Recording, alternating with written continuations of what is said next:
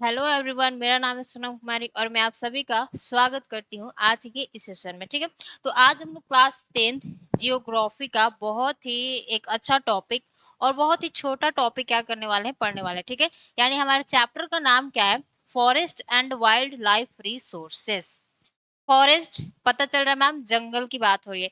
Wild life मतलब क्या होता है? वन्य जीव। और रिसोर्सेस मतलब क्या होता है? संसाधन। ठीक है, तो हमारे ये चैप्टर क्या कहता है, इस चैप्टर में किस चीज की बात करी गई, वो सारी चीजें जानते हैं। ठीक है, तो देखिए, आपको मैं बता दूं कि जो चैप्टर है forest and wildlife resources, इसके लास्ट में क्या है? रिसोर्सेस है। यानी हम लोग अपने जियोग्राफी के पहले चैप्टर में ही रिसोर्सेस एंड डेवलपमेंट को पढ़े हैं।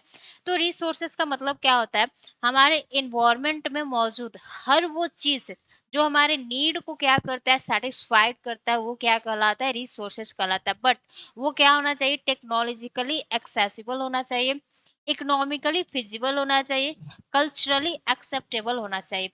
अगर ये सारी चीजें, कोई भी चीज मतलब इस इन सारे क्राइटेरिया को कोई भी चीज फिलफुल करता है, तो वो हमारा क्या कहलाता है? रिसोर्सेस कहलाता है। ठीक है मैम, रिसोर्सेस क्या कहलाता है हमने जान लिया।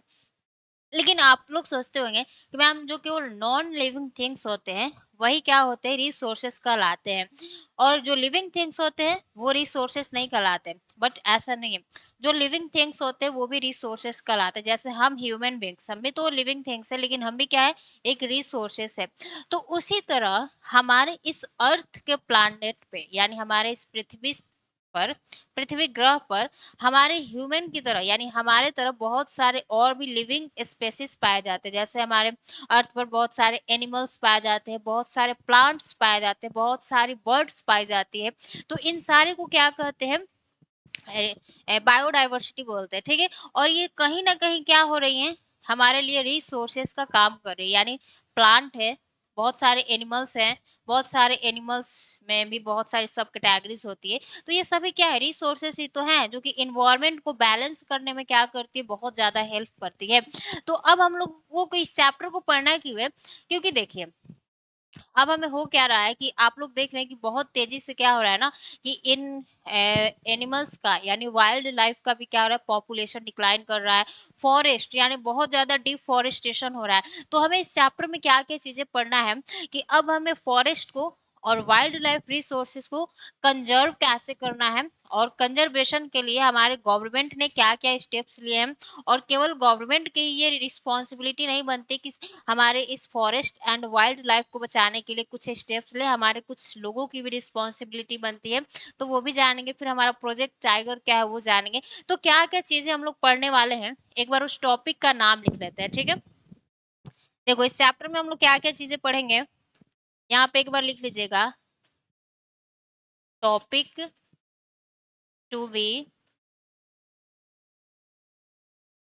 कवर्ड, यानी क्या क्या हम लोग चीजें पढ़ेंगे इसमें। तो देखिए, सबसे पहले तो हम लोग क्या पढ़ेंगे, हमने आपको क्या बताया कि इस हमारे फॉरेस्ट और वाइल्ड लाइफ रिसोर्सेज का क्या हो रहा है? बहुत तेजी से डिक्लाइन हो रहा है। ठीक है, यानी इनकी पॉपुलेशन में कमी हो रही है।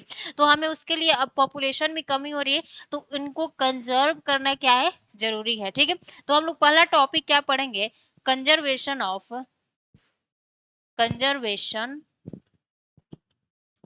Conservation of forest and wildlife resources. ठीक है, यानी हमारा पहला टॉपिक क्या होगा? Forest and wild life resources का हमें कंजर्वेशन करना है। तो इसमें हम लोग जानेंगे कि हमारे सरकार ने यानी गवर्नमेंट ने कौन कौन से स्टेप्स लिए हैं। उसमें हम लोग क्या जानेंगे? Wild life protection act 1972। ठीक है, तो यहाँ पे क्या अब अगला हमारा टॉपिक होगा? Wild life protection protection act 1972। ठीक है, इस वाइल्ड लाइफ प्रोटेक्शन एक्ट को जानेंगे। फिर उसके बाद हम लोग क्या जानने वाले हैं मैम? उसके बाद हम लोग पढ़ने वाले हैं प्रोजेक्ट टाइगर। प्रोजेक्ट टाइगर यानी हमारे इंडिया में बहुत सारे जो बाघ के पॉपुलेशन है वो क्या हो रहे हैं, तेजी से डिक्लाइन कर रहा है। तो हमें बाघों को यानी टाइगर्स को कैसे बचाना है वो सारी चीजें पढ़ेंगे। भाई टाइगर्स है, टाइगर्स को जाने थोड़े ना देंगे। तो इसीलिए हमने प्रोजेक्ट टाइगर लॉन्च करा था 1973 में। इसमें जानेंगे कि क्या क्या चीजें हमें पढ़ना है, ठीक है।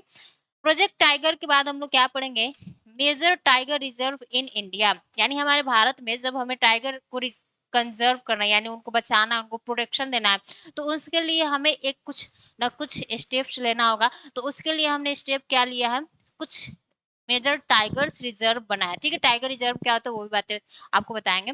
तो मेजर टाइगर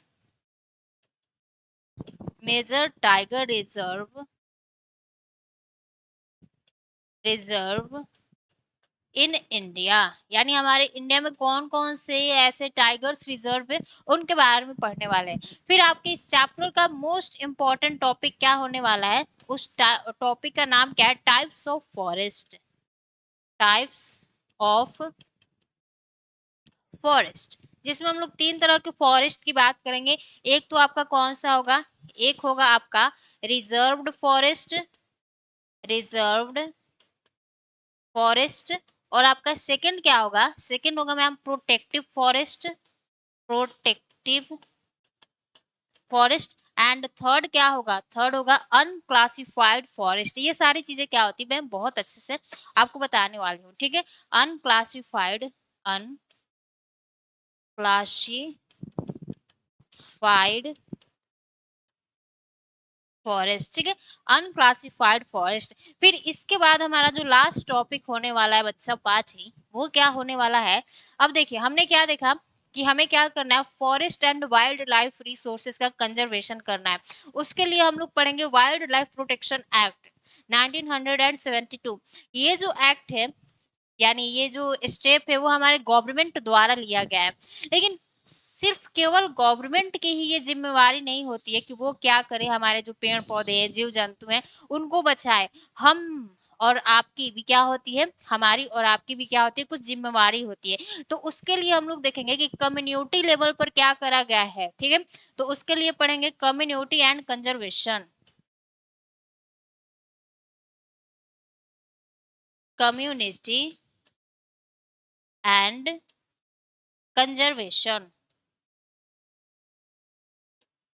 कंजर्वेशन। यानी ये ही टॉपिक को हम लोग क्या करने वाले हैं, इस चैप्टर में कंप्लीट रूप से पढ़ने वाले हैं, ठीक है। चैप्टर का नाम पता चल गया क्या है, forest and wild life resources. इस चैप्टर में हम लोग क्या क्या चीजें पढ़ने वाले हैं, सबसे पढ़ेंगे कि हम सबसे पहले पढ़ेंगे क्या, कि conservation of forest and wild life resources. यानी अब हमारे पृथ्वी पर बहुत सारे जीव जंतु हैं, पेड़ पौधे हैं, अब उनको प्रोटेक्ट कैसे करना है वो चीज पढ़ेंगे। अब प्रोटेक्ट करने के लिए हमारे गवर्नमेंट ने क्या क्या स्टेप्स लिए हैं उसको जानने के लिए हमें जानना होगा वाइल्ड लाइफ प्रोटेक्शन एक्ट 1972। उसको पढ़ने के बाद हम लोग आएंगे कि प्रोजेक्ट टाइगर क्या होता है। फिर हमारे major tiger reserve in India, यानी भारत में कौन कौन से टाइगर रिजर्व हैं उसे जानेंगे। फिर हम लोग पढ़ेंगे जो कि इस चैप्टर का मोस्ट इंपॉर्टेंट टॉपिक होने वाला है, टाइप्स ऑफ फॉरेस्ट, ठीक है। हमारे इंडिया में बहुत सारे फॉरेस्ट पाए जाते हैं, लेकिन उसमें हमने कुछ कुछ कैटेगरी बना रखा है, ठीक है। जैसे आपके क्लास में बहुत सारे बच्चे होते हैं, तो कोई बच्चा क्या होता है सिंगिंग में अच्छा होता है, कोई स्पोर्ट्स में अच्छा होता है। तो हम लोग क्या करते हैं कि कोई सिंगिंग वाले को एक साथ कर देते हैं, स्पोर्ट्स वाले को एक साथ में कर देते हैं। तो उसी तरह हमारे इंडिया में बहुत सारे फॉरेस्ट है, लेकिन हमने उसका क्लासिफिकेशन करा है जिसमें तीन तरह के होते हैं। एक तो रिजर्व्ड फॉरेस्ट होता है, दूसरा प्रोटेक्टिव फॉरेस्ट होता है, तीसरा अनक्लासिफाइड फॉरेस्ट होता है। यानी ऐसा फॉरेस्ट जो ना तो रिजर्व्ड है ना प्रोटेक्टिव है, वो अनक्लासिफाइड फॉरेस्ट में आ जाएगा, ठीक है।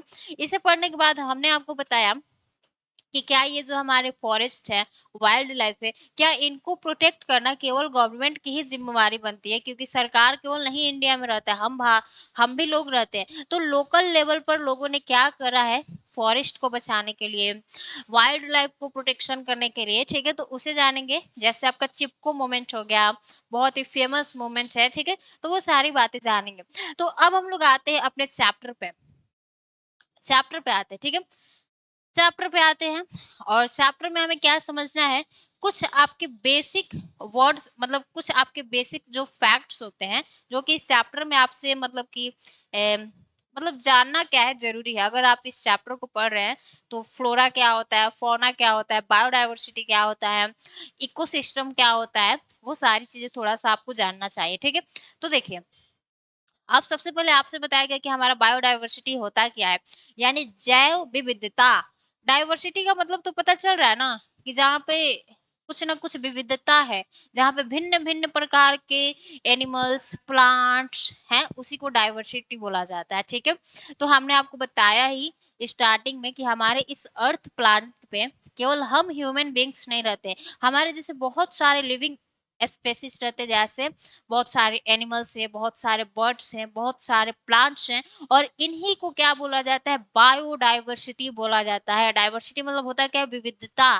तो ये सारी विविधता ही तो है, यानी बहुत सारे एनिमल्स हैं, एनिमल्स में भी बहुत सारे सब कैटेगरीज हमें देखने को मिलता है, प्लांट्स है, प्लांट्स में भी बहुत सारे सब कैटेगरीज है, तो ये सारे बायोडाइवर्सिटी कहलाते हैं। ठीक है, तो देखिए variety of life on earth at all its levels from genes to ecosystems. ठीक है, यानी हमारे ना अर्थ पे जो बहुत सारी वैरायटी पाई जाती है किसकी, लाइफ फॉर्म्स की, उसी को क्या बोला जाता है, बायोडाइवर्सिटी बोला जाता है। यानी हमारे पृथ्वी की सतह पर बहुत सारे अलग अलग प्रकार के जीव जंतु पाए जाते हैं, उसी को बायोडाइवर्सिटी बोला जाता है। ठीक है, अब आपके बुक में थोड़ा सा कुछ कुछ कहीं पे फ्लोरा एंड फौना लिखा होगा, तो फ्लोरा एंड फौना का मतलब क्या होता है, जब भी आपसे बोला जाएगा फ्लोरा, तो फ्लोरा मतलब क्या होता है, flora refers to the plant population. यानी जब भी मैं आपसे बात करूंगी फ्लोरा, तो आपको दिमाग में किक करना चाहिए कि मैम ने प्लांट की बात करी है। ठीक है, फ्लोरा मतलब क्या होता है, प्लांट पॉपुलेशन। और फौना मतलब क्या होता है, fauna refers to animals population. यानी जब जंतुओं की बात करेंगे उसके लिए फौना यूज करेंगे, और जब पेड़ पौधों की बात करी जाएगी तो उसके लिए क्या यूज करा जाएगा, फ्लोरा को यूज करा जाएगा। ठीक है, तो ये हो गया हमारा बायोडाइवर्सिटी, फ्लोरा क्या होता है, फौना क्या होता है। ओके, अब हम लोग आते हैं आपके इकोसिस्टम पर। इकोसिस्टम क्या कहलाता है, थोड़ा सा वर्ड तो कहीं ना कहीं सुना होगा, इकोसिस्टम। ओके, तो देखिए इकोसिस्टम क्या होता है उसे थोड़ा सा देखते हैं। A geographic area where plants, animals, and other organisms, as well as weather and landscape work together। यानी हमारा एक ऐसा जियोग्राफिकल एरिया, मान लो, ओके, मैम ने क्या बताया कि आपका बायोडाइवर्सिटी क्या होता है, मान लो ये हमारी क्या हो गई, अर्थ हो गई। ठीक है मैम, अब इस अर्थ पे हम लोग क्या देखते हैं, इस अर्थ पे हम लोग क्या देखते हैं, इस अर्थ क्या देखते हैं कि कहीं पर क्या है, पेड़ है, पौधा है, ठीक है, कहीं पे प्लांट्स है, और कहीं पे हम लोग क्या देखते हैं, कहीं पे आपके एनिमल्स पाए जाते हैं। एनिमल्स को मैं कैसे बनाऊं भाई, मान लो, ओहो, चलो मान लो कहीं पर क्या है, ह्यूमन बींग्स भी पाए जाते हैं इसी अर्थ पर, और इसी अर्थ पे हमें क्या देखने को मिलता है, यानी इसी अर्थ पे हमें क्लाउड्स देखने को मिलता है और बारिश भी होता है। ठीक है, तो ये सभी मिलकर क्या करते हैं, इकोसिस्टम का निर्माण करते हैं। यानी हमारे इस अर्थ प्लैनेट पे केवल ह्यूमन बींग्स है और बहुत सारे एनिमल्स है और प्लांट्स है, तो वो मिलकर क्या करेंगे, जी नहीं पाएंगे, मतलब ऐसे अकेले वो उनका जीवन संभव नहीं है। उनके लिए आपका सोयल भी है, एयर भी है, और आपका वाटर भी है, सनलाइट भी है। सोयल मतलब लैंड हमारा आ गया। ठीक है, तो ये सारी क्या है, लाइफ सपोर्ट सिस्टम है, और ये सभी मिलकर क्या करते हैं, एक आपका सिस्टम बनाते हैं, और उसी सिस्टम को क्या बोला जाता है, इकोसिस्टम बोला जाता है। यानी इकोसिस्टम में हर वो चीज आ जाती है, जैसे एनिमल्स प्लांट्स लिविंग थिंग्स, ये तो है ही, लेकिन उसके साथ में जो हमारे जीवन को सपोर्ट करती है, जो लाइफ सपोर्ट सिस्टम है, एयर है, वाटर है, ये हर चीज क्या कहलाती है, इकोसिस्टम में आपकी मौजूद होती है। ठीक है, तो जो आपके बेसिक क्या थे, बेसिक बातें थी, उसको उम्मीद करते हैं कि आपने समझ लिया होगा। बायोडाइवर्सिटी क्या होता है, variety of life on earth, उसी को क्या बोलते हैं, बायोडाइवर्सिटी बोलते हैं। फ्लोरा मतलब क्या होता है, flora refers to plant population, और fauna refers to animal population. Ecosystem क्या होता है, यानी हमारे इस अर्थ प्लानेट पे बहुत सारे एनिमल्स है, बहुत सारे प्लांट्स है, बहुत सारे ह्यूमन बींग्स है, और उन्हीं के साथ साथ में जो एयर है, वाटर है, सोयल है, ये सभी लाइफ सपोर्ट सिस्टम है। ये सभी जब एक साथ में मिल जाते हैं तो उसे क्या बोला जाता है? इकोसिस्टम बोला जाता है। ठीक है, अब हम लोग अपने टॉपिक पे आते हैं। अब भाई टॉपिक हमारा क्या है? टॉपिक क्या है? अब हमने आपको बात तो कर दिया, अब अपने बुक के पहले टॉपिक पे आते हैं, conservation. Okay, conservation of forest, यानी conservation of forest and wildlife resources. अब हमें पहले टॉपिक के आने से पहले, अब हमने बता तो दिया कि हमें कंजर्वेशन करना है फॉरेस्ट का, वाइल्ड लाइफ रिसोर्सेज का, लेकिन हमें कंजर्वेशन की जरूरत क्यों है? Why do we need a conservation, यानी हमें संरक्षण क्यों करना है भाई? तो यहाँ पे आपका एक क्वेश्चन आता है, एक क्वेश्चन क्या निकल के आता है, why do we need a conservation? Why do we need a conservation? Conservation यानी हमें कंजर्वेशन की जरूरत क्यों है? ओके, हमें कौन कंजर्वेशन की जरूरत क्यों है? ठीक है, why do we need a conservation? भाई हमें कंजर्व क्यों करना है? तो देखिए, अब हम लोग पहले टॉपिक पे आते हैं। Why do we need a conservation में आपका क्या बोल रहा है कि conservation preserve the ecological diversity. Okay ma'am, conservation preserve the ecological diversity and our life support system, water, air and soil. देखिए अब क्या बोल रहा है कि हमें चीजों को कंजर्व क्यों करना है? क्योंकि ये जो कंजर्वेशन है ना, ये जो हमारा कंजर्वेशन है, ये क्या करता है? इकोलॉजिकल डाइवर्सिटी को क्या करता है? प्रिजर्व करता है। इकोलॉजिकल डाइवर्सिटी का मतलब क्या होता है? कि हमारे इस अर्थ प्लैनेट पे बहुत सारे एनिमल्स पाए जाते हैं, बहुत सारे प्लांट्स पाए जाते हैं, बहुत सारे, और प्लांट्स में भी क्या होते हैं, मतलब इकोलॉजिकल डाइवर्सिटी में आपको बस ये समझना है कि हमें फ्लोरा एंड फौना को आपको प्रोटेक्ट करने के लिए हमें क्या है? कंजर्वेशन की जरूरत है। फ्लोरा फौना मतलब पेड़ पौधे जीव जंतु को प्रोटेक्ट करने के लिए हमें क्या है? कंजर्वेशन की जरूरत है। उसके साथ साथ में जो आपका वाटर हो गया, एयर हो गया, सोयल हो गया, इन सभी का भी प्रोटेक्शन क्या है? जरूरत है, क्योंकि ये सभी चीजें हमें क्या करते हैं? रिसोर्सेस को रिन्यू करते हैं। यानी वाटर नहीं रहेगा तो हम नहीं जी पाएंगे, और एयर नहीं रहेगा, अगर एयर पोल्यूशन हो जाएगा, हर तरफ एयर पोल्यूशन तो हमारी जिंदगी तो ऐसे हो जाएगा। अगर सोयल क्या हो जाएगा? पोल्यूटेड हो जाएगा, सोयल डिग्रेडेशन हो जाएगा, सोयल इरोजन कर जाएगा, तो उससे भी हमारी खेती यानी एग्रीकल्चरल प्रैक्टिस नहीं कर सकते हम लोग। जब एग्रीकल्चरल प्रैक्टिस नहीं होगा हमारे देश में तो फूड कहाँ से हमें मिलेगा?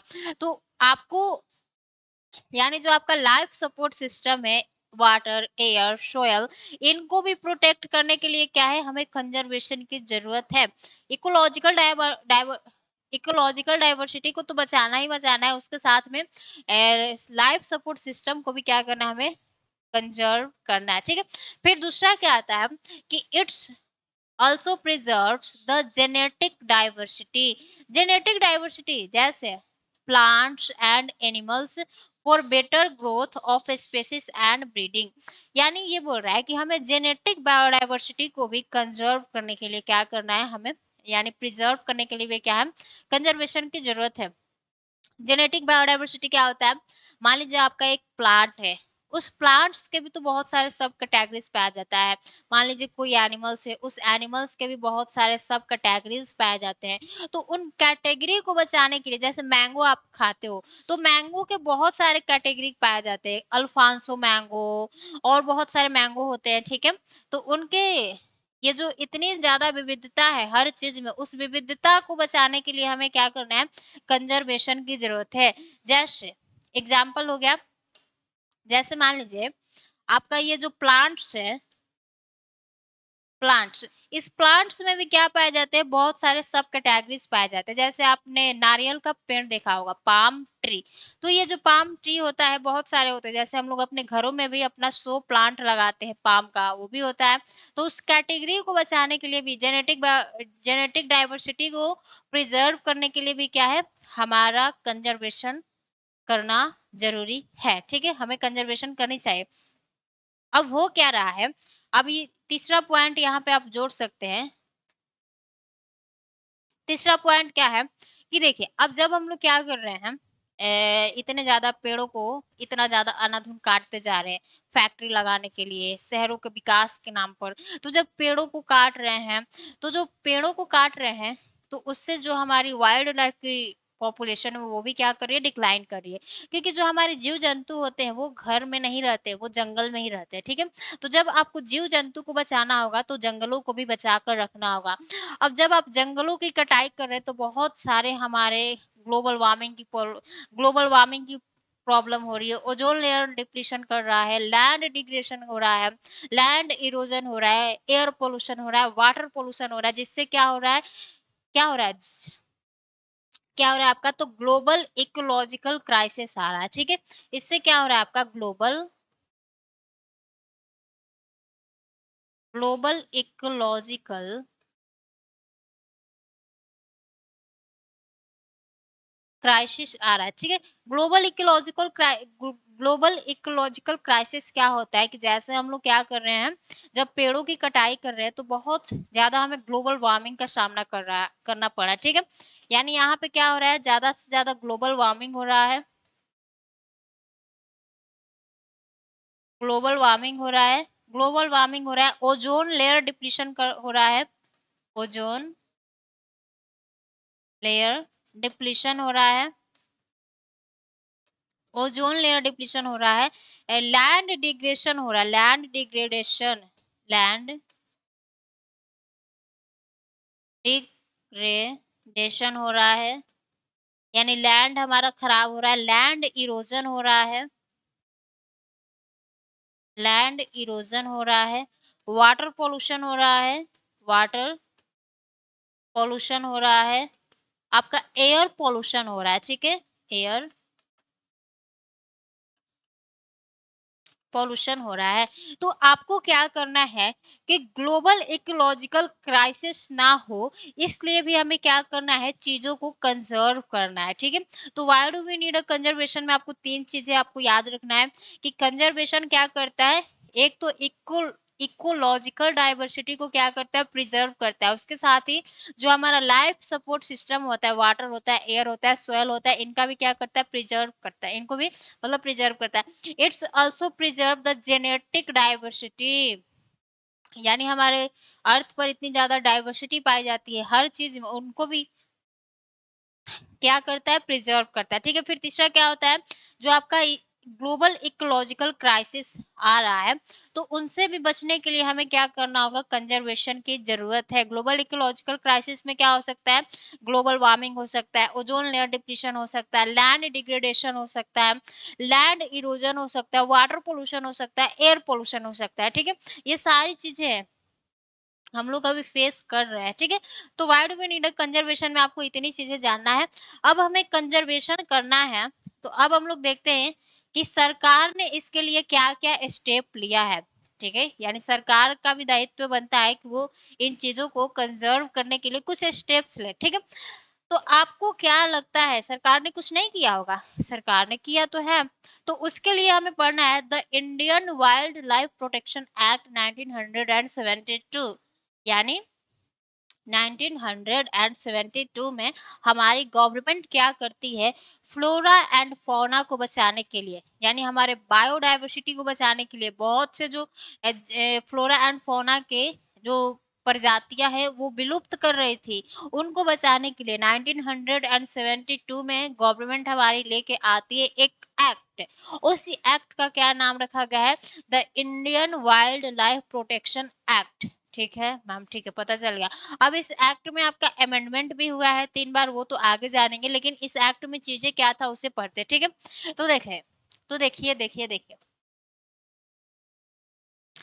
And all India list of protected species was published, यानी जितने भी हमारे क्या थे, आपको ऐसे जीव जंतु लग रहा था कि इनको प्रोटेक्शन करना जरूरी है, तो उनके प्रोटेक्शन का जो लिस्ट है वो क्या करा जाता है, गवर्नमेंट द्वारा जारी करा जाता है, ठीक है। यानी ऐसे स्पेसीज जिनका लगता है गवर्नमेंट को कि इसको प्रोटेक्शन देना जरूरी है, नहीं तो ये विलुप्त हो जाएंगे हमारे अर्थ प्लानेट पर से, तो उन्हीं का लिस्ट जारी करा जाता है हमारे गवर्नमेंट द्वारा सबसे पहले। फिर क्या करा जाता है, remaining population of some endangered, endangered का मतलब क्या होता है, जो खतरे में है, ठीक है, डेंजर्ड और इन, यानी खतरे में, ठीक है। Remaining population of some endangered species was protected by, अब इसे थोड़ा सा ध्यान देना है, banning hunting, giving legal protection to their habitats and restricting trade in wildlife। यानी जब आपको क्या करना है, प्रोटेक्ट करना है फॉरेस्ट को, वाइल्ड लाइफ को, तो आपको सबसे पहले क्या करना होगा कि जो हमारा हंटिंग हो रहा है उस पे क्या करना होगा, बैन करना होगा। यानी आपको पता नहीं होगा कि हमारे जो पहले के समय पे ब्रिटिशर्स हमारे इंडिया में रूल कर रहे थे, तो वहां पे जो ब्रिटिशर्स थे ना, यहाँ पे ना जानवरों को मारकर उनकी हड्डियां ले जाकर वहां पे अपने घरों में ऐसे टांगा करते थे, ऐसे सजाया करते थे। उनका एक क्या था, पैशन था ये। और बहुत सारे राजा महाराजा उस समय पे क्या करा करते थे, हंटिंग करा करते थे अपने इंटरटेनमेंट के लिए। हम लोग तो अभी अपने इंटरटेनमेंट के लिए बहुत मोबाइल वगैरह देख लेते हैं, लेकिन उस समय के राजा क्या करते थे, हंटिंग करते थे। क्यों? क्योंकि उनको अच्छा लग रहा है, ठीक है। तो अब हमें क्या करना है, इस हंटिंग पर क्या करना है, बैन करना है। क्योंकि एक तो पॉपुलेशन बढ़ नहीं रही है, और जो है उसको आप मारते जा रहे हैं, तो वो तो बहुत बुरी हालत हो जाएगी, ठीक है। तो सबसे पहले अगर आपको क्या करना है, प्रोटेक्शन करना है, तो उनके हंटिंग पर क्या करना होगा, बैन करना होगा। और उनको क्या करना होगा, आपको लीगल प्रोटेक्शन देना होगा। किस चीज का, तो हैबिटेट्स का। देखिए, अब दूसरा कारण ये भी है कि हम लोग क्या कर रहे हैं, जंगलों को काटते जा रहे हैं, जिस कारण क्या हो रहा है कि जो हमारा एक अच्छा सा टॉपिक निकल के आता है, ह्यूमन एंड एनिमल्स कन्फ्लिक्ट। अब जब जंगलों को काट रहे हैं, तो जो हमारे जीव जंतु है, यानी जो हमारे एनिमल्स है, वो तो रहते हैं जंगल में। अब जब उनको जंगल मिल नहीं रहा है, तो वो घरों में आ जा रहे हैं लोगों के। अब जब घरों में आ रहे हैं, तो ह्यूमंस एंड एनिमल्स के बीच में क्या हो रहा है, कन्फ्लिक्ट हो रहा है, ठीक है। तो अब उनके हैबिटेट्स को क्या करना होगा, प्रोटेक्शन देना होगा। यानी हैबिटेट्स को प्रोटेक्शन देना है, तो उसके लिए हमें क्या करना होगा, जो डिफॉरेस्टेशन हो रहा है उस पे थोड़ा सा कंट्रोल करना होगा। क्योंकि ये जो हमारे जीव जंतु है, वो फ्लैट्स वगैरह घरों में नहीं रहते, जंगल में ही रहते, ठीक है।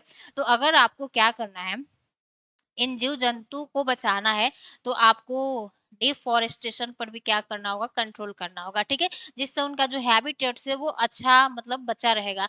फिर क्या करना है, restricting trade in wild life. अब क्या होता था ना कि पहले जानवरों के ना बहुत सारे ट्रेड करे जाते थे, उनके खाल बेचकर, उनके हड्डियां बेचकर, उनके ये जो सींग होते थे उनको बेचकर। तो इस पर भी क्या करना है, रिस्ट्रिक्शन लगाना है, ठीक है। अब थोड़ा सा देखिए कि central and many state governments establish national park and wild life sanctuaries. यानी अब इनको प्रोटेक्शन देना है, इनके हैबिटेट्स को प्रोटेक्शन देना है, तो उसके लिए हमारी केंद्र सरकार यानी central government and state government दोनों ने क्या करा है, मिलकर क्या करा है, कुछ अपने राज्यों में नेशनल पार्क्स को बनाया है, और क्या बनाया है, वाइल्ड लाइफ सैंक्चुरीज को बनाया है, ठीक है। नेशनल पार्क्स थोड़ा बड़ा होता है, वाइल्ड लाइफ सैंक्चुरी और भी बड़ा होता है, मतलब नहीं, वाइल्ड लाइफ सैंक्चुरी थोड़ा सा बड़ा होता है, उससे बड़ा नेशनल पार्क होता है, और बायोस्फीयर रिजर्व उससे भी बड़ा होता है, ठीक है। तो अब इनके हैबिटेट्स को क्या करना है, प्रोटेक्ट करना है, तो उसके लिए हमें क्या करना होगा, कुछ नेशनल पार्क और वाइल्ड लाइफ सेंचुरीज को बनाना होगा, ठीक है। अब ये था आपका वाइल्ड लाइफ प्रोटेक्शन एक्ट 1972। इसमें हमने करा क्या, तो हमने करा कि जो हमारा हंटिंग है उसको हमने बैन करा। यानी जो जीव जंतुओं को हम लोग मारते जा रहे, एक तो पॉपुलेशन बढ़ नहीं रही है, और ऊपर से मारते जा रहे, तो उनके हंटिंग को हमने बैन करा। और उनके हैबिटेट्स को हमने क्या करा, लीगल प्रोटेक्शन दिया, ठीक है। और फिर उनके ट्रेड पर हमने रिस्ट्रिक्शन लगाया। तो ये हो जाता है आपका वाइल्ड लाइफ प्रोटेक्शन एक्ट, ठीक है। अब इसमें होता क्या है कि कोई भी चीज देखो एक बार बनता है ना, तो उसमें कोई ना कोई कमी तो रह ही जाता है। जैसे हमारा कॉन्स्टिट्यूशन भी बना था, तो उसमें अभी तक अमेंडमेंट होते रहता है। अमेंडमेंट मतलब क्या होता है, उसमें चेंज करना। आप भी अपना कोई नोटबुक बनाते होंगे, तो जैसे जैसे थोड़ा सा टाइम बदलता है, तो आपको उसमें चेंज करने की जरूरत होती है कि हाँ, कुछ चीजें ज्यादा कहीं से पढ़ लेते हैं, नया चीज पढ़ते हैं तो उसमें ऐड कर देते हैं। तो उसी तरह जब अब आपका 1972 में ये वाइल्ड लाइफ प्रोटेक्शन एक्ट आया था, तो इसमें क्या करा जाता है, कुछ अमेंडमेंट करा जाता है। कब करा जाता है? 1980 में। और कब? 1986 में करा जाता है। और कब करा जाता है? 1991 में करा जाता है। ठीक है, यानी 3 बार हम लोग इसमें क्या करते हैं, यानी 3 बार इसमें हम लोग क्या करते हैं, अमेंडमेंट करते हैं।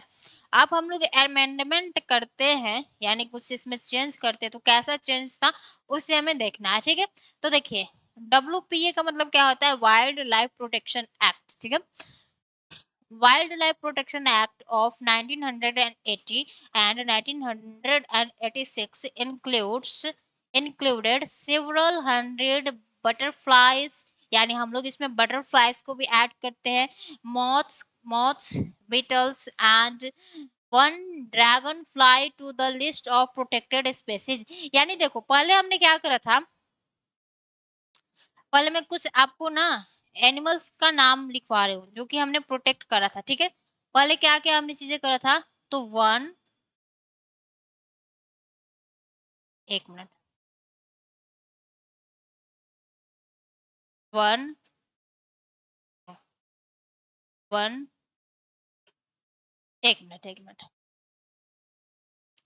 वन हॉर्न राइ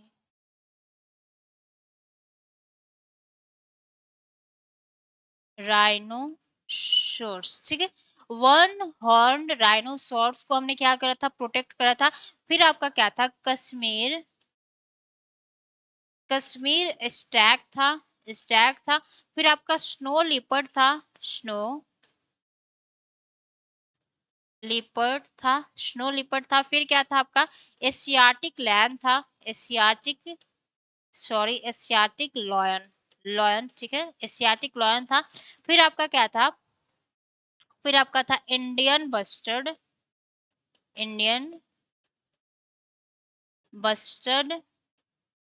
और हमारा एक था ब्लैक बक। ठीक है, ब्लैक ब्लैक बक था। ठीक है, तो ये सारे ऐसे मतलब कि हमारे एनिमल्स थे जिसको हमने क्या करा था, किस एक्ट के तहत प्रोटेक्ट करा था। तो जब हमारा एक्ट आता है 1972, तो इसके तहत हमने क्या करा था, प्रोटेक्ट करा था। लेकिन हमारे क्या होते हैं 1980 में, यानी 1980 और 1986 में हम लोग क्या करते हैं, बहुत सारे और भी स्पेसीज को क्या करते हैं, एड्स करते हैं। जैसे आपका बटरफ्लाइज हो गया, मॉथ्स हो गया, बीटल्स हो गया एंड ड्रैगन फ्लाई हो गया, ये भी हम लोग क्या करते हैं, इनको भी प्रोटेक्ट करते हैं। ठीक है, यानी सरकार को लगा कि बस केवल बड़े बड़े एनिमल्स को ही प्रोटेक्ट करना जरूरी नहीं है, जो हमारे छोटे छोटे एनिमल्स है उनका भी प्रोटेक्शन क्या है, हमारे इस अर्थ पर जरूरी है। ठीक है, क्योंकि वो भी हमारे इकोसिस्टम को बैलेंस करने में बहुत ज्यादा हेल्प करते हैं। ठीक है, फिर आता है हमारा in 1991, for the first time, plants were also added to the list, starting with 6 species। यानी अब तक हम लोग क्या करते आ रहे थे, केवल केवल एनिमल्स का प्रोटेक्शन करते आ रहे हैं, प्लांट्स को हम लोग भूल गए थे। फिर हमें याद आता है कि अरे जब तक हम लोग प्लांट्स को क्या करेंगे, प्रोटेक्शन नहीं देंगे, तब तक एनिमल्स तो बेचारे रहेंगे नहीं, क्योंकि एनिमल्स का घर ही क्या होता है, प्लांट्स होता है। ठीक है, तो फिर हम लोग क्या करते हैं, इसमें चेंज करते हैं, और चेंज करके हम लोग क्या करते हैं, इसमें जो हमारे प्लांट्स के 6 स्पेसीज है उनको भी क्या करते हैं, ऐड करते हैं। पहली बार कब, 1991 में। ठीक है, तो ये हो जाता है आपका वाइल्ड लाइफ प्रोटेक्शन एक्ट 1972। इसको क्यों लाया गया था, क्योंकि मैम जो हमारे फ्लोरा फोना की जो पॉपुलेशन है बहुत तेजी से डिक्लाइन कर रही थी, और हमारे अर्थ प्लैनेट पे बहुत सारे स्पीसीज क्या कर रहे थे, विलुप्त कर हो रहे थे। तो उनको बचाने के लिए इस एक्ट को क्या करा जाता है, लाया जाता है। इस एक्ट में हमने करा क्या है, तो इस एक्ट में हमने हंटिंग को बैन करा था। फिर हमने उनके हैबिटेट को क्या करा है, लीगल प्रोटेक्शन करा है। फिर जो हमारा ट्रेड होता था उन पर रिस्ट्रिक्शन लगाया है। ये सारी बातें आपको याद रखना है बहुत अच्छे से। फिर आपको याद रखना है कि ये जो वाइल्ड लाइफ प्रोटेक्शन एक्ट है इसमें कब कब चेंज करा गया था, तो 1980, 1986 और फिर 1991 में इसमें क्या करा जाता है, चेंज करा जाता है। ठीक है, ये सारी बातें थोड़ा सा आपके एग्जाम के लिए इम्पोर्टेंट हो जाता है। तो अब हम लोग आते हैं, जब हमने वाइल्ड लाइफ प्रोटेक्शन एक्ट को देख लिया, तो अब हम लोग आते हैं, ये तो नहीं है भाई। हाँ, तो अब हम लोग आते हैं प्रोजेक्ट टाइगर। टाइगर टाइगर को बचाना बहुत ज्यादा जरूरी है। टाइगर को ऐसे जाने थोड़ा ना देंगे, ठीक है। तो देखिए, अब हम लोग आते हैं प्रोजेक्ट टाइगर। तो प्रोजेक्ट टाइगर को लॉन्च कब करा गया था? तो 1973 में से लॉन्च करा गया था। ठीक है मैम, लॉन्च कर दिया हमने। अब इसमें हुआ क्या था कि आखिर हमें टाइगर को प्रोटेक्ट करने की जरूरत क्या थी? क्या जरूरत है? क्योंकि हमें टाइगर से प्यार है सरकार को, इसलिए नहीं। तो देखिए, हुआ क्या था कि tiger population dwindled to 1827 from an estimated 1505,000। ठीक है, यानी क्या बोला गया है कि जो टाइगर्स की पहले पॉपुलेशन थी वो इतना थी, 55,000। लेकिन अब ये जो पॉपुलेशन घट के हो गई है वो कितना हो गई है? 18,027 हो गया है। ठीक है, 1000 ये 100 है। ठीक है, तो देखिए ये आपका इतना हो गया है घटकर इसका पॉपुलेशन। तो अब क्या कारण रहा है टाइगर्स टाइगर्स के पॉपुलेशन के घटने का? तो क्या है? Poaching for trade. यानी हम लोग क्या करते हैं कि जो हमारे टाइगर्स के ऊपर के जो खाल होते हैं उनको बेचते हैं, तो उसको उतार के बेचते हैं। उसके खाल का हम लोग ट्रेड करते हैं, उसके स्किन्स का भी ट्रेड होता है, उसके बहुत सारी चीजों का ट्रेड होता है, और बहुत सारे मेडिसिन में भी यूज होता है। ठीक है, फिर श्रिंकिंग हैबिटेट, यानी जो उनका हैबिटेट है वो क्या हो रहा है? सिकुड़ रहा है, क्योंकि हम लोग जंगल को काटते जा रहे हैं, जिससे उनका हैबिटेट क्या हो रहा है? बर्बाद हो रहा है। ठीक है, मतलब श्रिंकिंग, सिकुड़ रहा है। ठीक है, छोटा हो रहा है। Depletion of prey base species, यानी अब जो हमारे टाइगर्स है, टाइगर्स घास वगैरह ये सब ग्रास वगैरह तो खाते नहीं है। टाइगर्स को क्या चाहिए? मीट। अब हो क्या रहा है कि जो छोटे छोटे स्पेसीज है उनकी क्या हो रही है? जो पॉपुलेशन है वो डिक्लाइन कर रही है, जिससे जो टाइगर को जो डाइट चाहिए वो मिल नहीं रहा है, जिससे टाइगर पतला होते जा रहा है, और उसको क्या हो रहा है? कुपोषण हो रहा है। ठीक है, तो ये भी कारण है। और दूसरा क्या कारण है? ग्रोइंग ह्यूमन पॉपुलेशन, और हमारी जो मानव यानी हम ह्यूमन बींग्स की जो पॉपुलेशन है वो बहुत तेजी से बढ़ रही है। इस कारण भी क्या हो रही है? जो टाइगर्स के पॉपुलेशन है वो भी क्या हो रहे हैं? कम हो रहे हैं। ठीक है, अब यहाँ पे देखिए, the trade off tiger skins and the use of their bones in traditional medicine, यानी उसके इन स्किन्स का क्या होता है? ट्रेड होता है, और उसके जो बोन्स होते हैं उसका ट्रेडिशनल मेडिसिन में क्या करा जाता है? यूज करा जाता है। Specially in the Asian countries left the tigers population on the verge of extinction. ठीक है, अब क्या बोला गया है कि India and Nepal became target of postures, यानी जो हमारे इंडिया और नेपाल है, हमारे पूरे वर्ल्ड में जितनी टाइगर्स पाई जाती है उसका 2/3 पॉपुलेशन आपके इंडिया और नेपाल में देखने को मिल जाएगा। ठीक है, तो ये हो गया हमारा प्रोजेक्ट टाइगर। अब हमारे कुछ मेजर प्रोजेक्ट टाइगर रिजर्व है हमारे इंडिया में। अब भाई टाइगर्स को प्रोटेक्ट करना है, तो उसके लिए हमें कुछ टाइगर रिजर्व को भी बनाना होगा। ठीक है, तो कहाँ कहाँ पे हमारे इंडिया में टाइगर रिजर्व है उनकी थोड़ा सा बात कर लेते हैं। ठीक है, तो major tiger reserve in India, तो Corbett national park, Jim Corbett national park कहाँ पे है? तो उत्तराखंड में है। मानस टाइगर रिजर्व कहाँ पे? असम में है, जो कि मानस रिवर यहाँ से फ्लो करती है। फिर आपका पेरियार नेशनल पार्क कहाँ है? केरला में है। सरिस्का वाइल्ड लाइफ सेंचुरी कहाँ पे है? राजस्थान में है। ठीक है मैम। फिर आपका Sundarbans National Park West Bengal में, सुंदरबन रॉयल बंगाल टाइगर मिलते हैं। ठीक है, सुंदरबन में। तो ये पता चल गया कि प्रोजेक्ट टाइगर क्या है। प्रोजेक्ट की पॉपुलेशन टाइगर्स की पॉपुलेशन कम होने का क्या रीजन है उसके पीछे।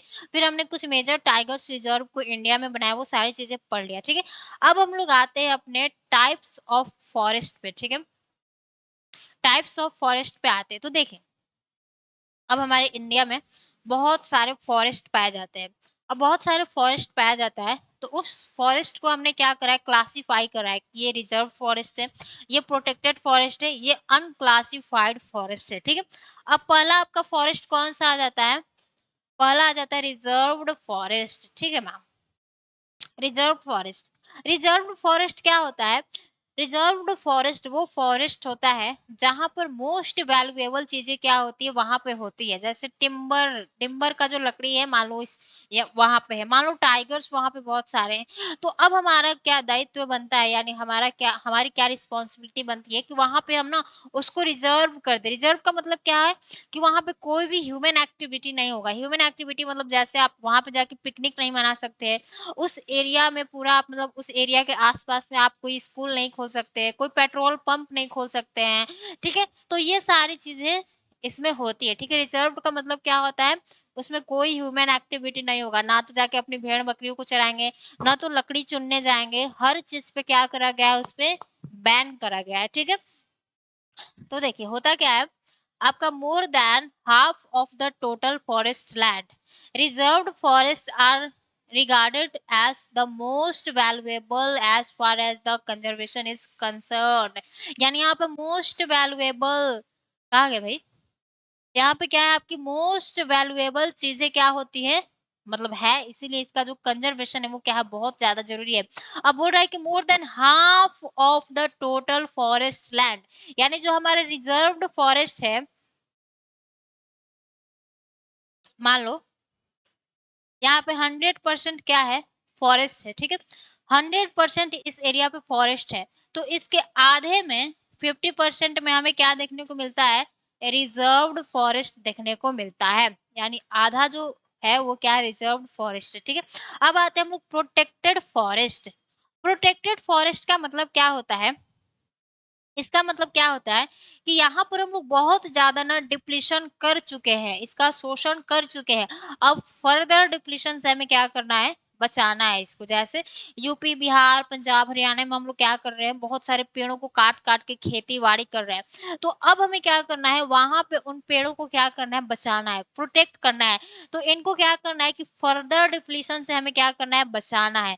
और ये जो हमारा प्रोटेक्टेड फॉरेस्ट है वो हमारे इंडिया के 1/3 टोटल फॉरेस्ट एरिया पर क्या है, फैला हुआ है। 1/3 का मतलब क्या हो गया, लगभग आपका 33%, 33% पे क्या है, प्रोटेक्टेड है, ठीक है, प्रोटेक्टेड है। ओके मैम, ठीक है। अब हम लोग आते हैं अनक्लास फॉरेस्ट या अनक्लासिफाइड फॉरेस्ट। अब देखिए ये फॉरेस्ट कैसा है, ना तो रिजर्व्ड फॉरेस्ट है ना ही प्रोटेक्टेड फॉरेस्ट है। तो कैसा है मैम, ये या तो गवर्नमेंट द्वारा ओन करा जाता है या किसी लोकल कम्युनिटी द्वारा क्या करा जाता है, ओन करा जाता है। लोकल कम्युनिटी क्या होता है मैम, जैसे हमारे यहाँ पे ट्राइब्स आपको बहुत इंडिया के स्टेट में देखने को मिल जाता है। तो जो हमारे ट्राइब्स होते हैं वो फॉरेस्ट की क्या करते हैं, पूजा करते हैं, और फॉरेस्ट ही उनका क्या होता है, घर होता है। तो बहुत सारे हमारे इंडिया में कुछ ट्राइब्स भी क्या करते हैं, फॉरेस्ट को ओन करते हैं, ठीक है। जैसे बहुत सारे पहले जमींदार भी हुआ करते थे, तो जमींदार भी हुआ करते थे, हाँ, तो उनके पास भी बहुत ज्यादा जमीन हुआ करता था और उसमें जंगल हुआ करता था। तो वो उनके पास में उनका ओन करने का पावर है, ठीक है। तो अनक्लासिफाइड फॉरेस्ट क्या होता है, these are other forest and waste lands, इसमें कुछ वेस्ट लैंड्स भी होता है, belonging to both government and private individuals and communities. Private मतलब जैसे मैंने आपको जमींदार बताया, ठीक है। तो अब हमें थोड़ा सा देखना है कि जो हमारा रिजर्व्ड फॉरेस्ट है वो हमारे इंडिया के किस स्टेट में पाया जाता है। तो देखिए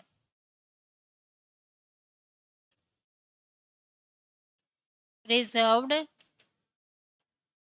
फॉरेस्ट तो ये कहाँ कहाँ पे पाया जाता है, तो सबसे पहले तो आपको पाया जाता है जम्मू कश्मीर में,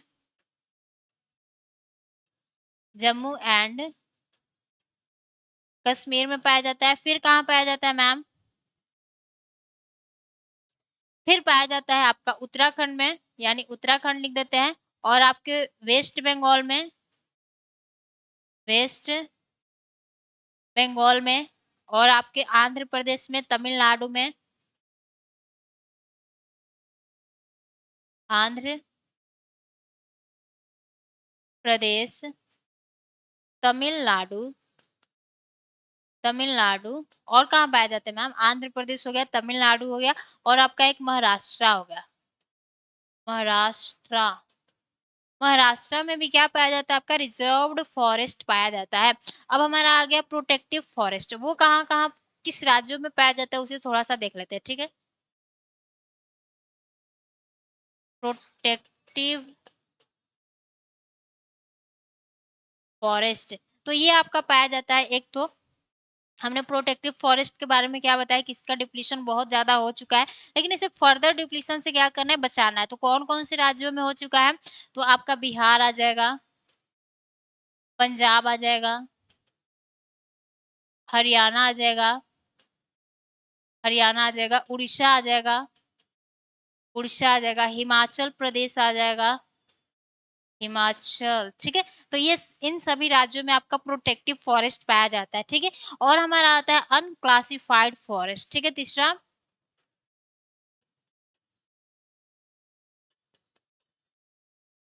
अनक्लासिफाइड फॉरेस्ट, तो ये कहाँ पर पाया जाता है, आपके नॉर्थ ईस्ट स्टेट में पाया जाता है, ठीक है।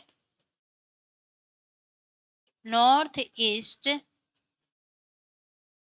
स्टेट में पाया जाता है, जिससे लोकल कम्युनिटी द्वारा क्या करा जाता है, ओन करा जाता है, ठीक है, जिससे लोकल कम्युनिटी द्वारा क्या करा जाता है, ओन करा जाता है, ठीक है। ओन करा जाता है यानी चलाया जाता है, ठीक है। तो ये हो जाता है आपका टाइप्स ऑफ फॉरेस्ट में। तीन तरह के हमने फॉरेस्ट को देख लिया, reserve forest, protected forest, unclassified forest, unclassified forest, ठीक है। तो देखिए हमारा टॉपिक कौन कौन सा हो गया, एक तो आपका conservation of forest and wildlife resources हो गया, दूसरा हो गया वाइल्ड लाइफ प्रोटेक्शन एक्ट 1972 हो गया, प्रोजेक्ट टाइगर को हमने देख लिया, टाइप्स ऑफ फॉरेस्ट को देख लिया। अब हम लोग क्या देखते हैं, कम्युनिटी एंड कंजर्वेशन, यानी हमने क्या क्या स्टेप्स लिया है। तो यहाँ पे लिखिएगा,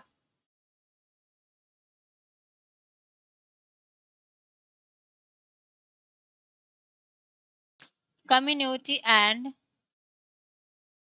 कंजर्वेशन, यानी हमने क्या बताया कि केवल सरकार का ही दायित्व ये नहीं बनता है, यानी रिस्पॉन्सिबिलिटी नहीं बनती है कि वो फॉरेस्ट और एनिमल्स को क्या करे, प्रोटेक्ट करें। हमारी भी कुछ रिस्पॉन्सिबिलिटी बनती है कि हम क्या करें, कुछ इनको प्रोटेक्शन करें। तो देखिए एक आपको थोड़ा सा देखना है कि आपका एक था सरिस्का, ओके,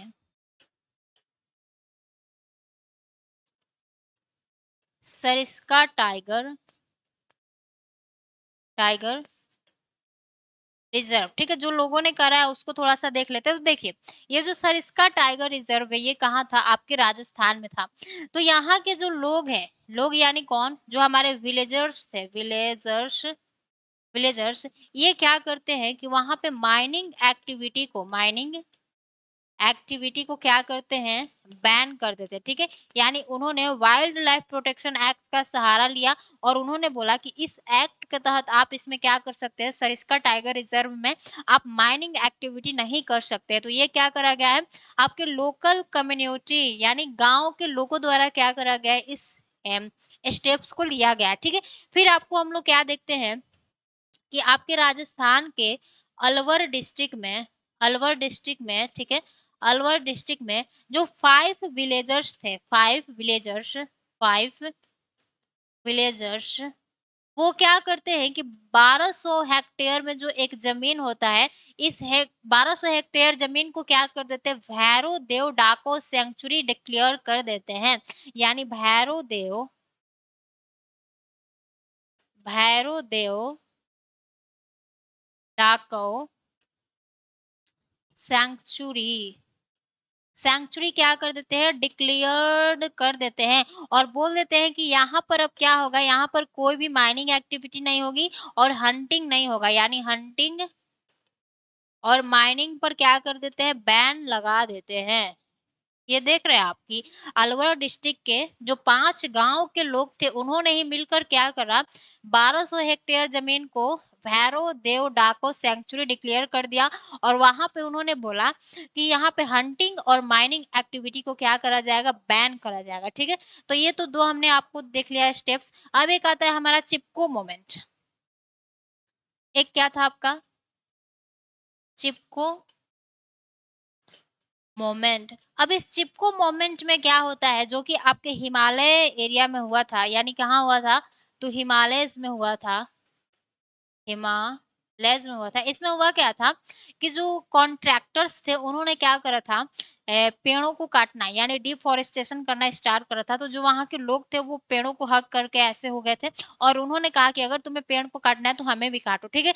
तो इन्होंने क्या करा, डिफॉरेस्टेशन को क्या करा, स्टॉप करा। डिफॉरेस्टेशन डिफॉरेस्टेशन को क्या करा, स्टॉप करा। तो ये है हमारा चिपको मोमेंट। एक था हमारा बीज बचाओ आंदोलन। बीज बचाओ बचाओ आंदोलन। ये कहाँ पर हुआ था, तो आपके टेहरी नामक एक गांव में हुआ था। उत्तराखंड में एक गांव है। वहां पे लोगों ने यानी जो हमारे फार्मर्स उन्होंने कहा कि हम लोग बिना किसी केमिकल्स का यूज किए बिना ये क्या कर सकते हैं, बहुत सारे वैरायटी के क्या कर सकते हैं, क्रॉप्स को ग्रो कर सकते हैं, ठीक है। अब हम लोग जब बायो केमिकल्स का यूज नहीं करेंगे तो हमारी जो लैंड है वो भी खराब नहीं होगी और हम लोग ट्रेडिशनल तरीके से ही क्या कर सकते हैं, बहुत सारे क्रॉप्स के वैरायटी को ग्रो कर सकते हैं, ठीक है। तो ये आपका बीज बचाओ आंदोलन था। तो ये हमारे क्या हो जाते हैं, कुछ कम्युनिटी यानी हमारे और आपके जैसे लोगों द्वारा लिए गए कुछ स्टेप्स थे जिनको क्या करा गया है, मतलब कि कुछ चेंज करने के लिए या चेंज लाने लाने के लिए ये कदम उठाया गया है, ठीक है। तो ये आपका टॉपिक क्या था, टॉपिक टू बी कवर्ड में हमने आपको बता दिया, conservation of forest and wild life resources हमने पढ़ लिया, सारे टॉपिक्स को पढ़ लिया। छोटा सा चैप्टर था, ज्यादा कोई लेंदी भी नहीं है। तो आज के लिए बस इतना ही रखते हैं। उम्मीद करते हैं कि आपको सेशन अच्छा लगा होगा। तब तक के लिए सभी को जय हिंद, नमस्ते।